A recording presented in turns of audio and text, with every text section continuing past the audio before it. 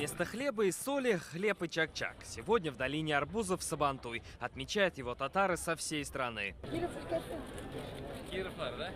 На суд гостей ручные работы из древесины, кожи, глины прямиком из Татарстана. Здесь же и тюбетейки. На прилавках республиканской ярмарки знакомую вещь нашел и президент.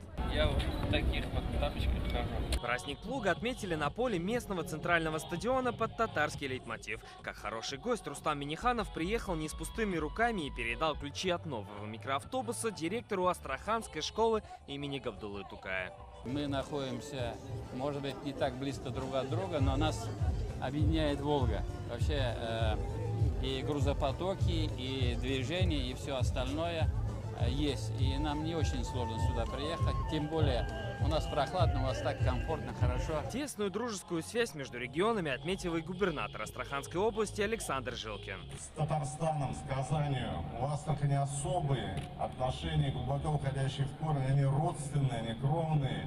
И, безусловно, все праздники хороши. Сказанное со сцены подтверждается и на деле. Федеральный Сабантуй в Астрахани отметили уже во второй раз. Здесь проживает более 60 тысяч татар, и это тот случай, когда дружеские объятия лидеров двух регионов заставляют забыть о расстоянии в несколько тысяч километров и чувствовать себя везде, как дома. Салават Мухаммадуллин, ТНВ, Астрахань.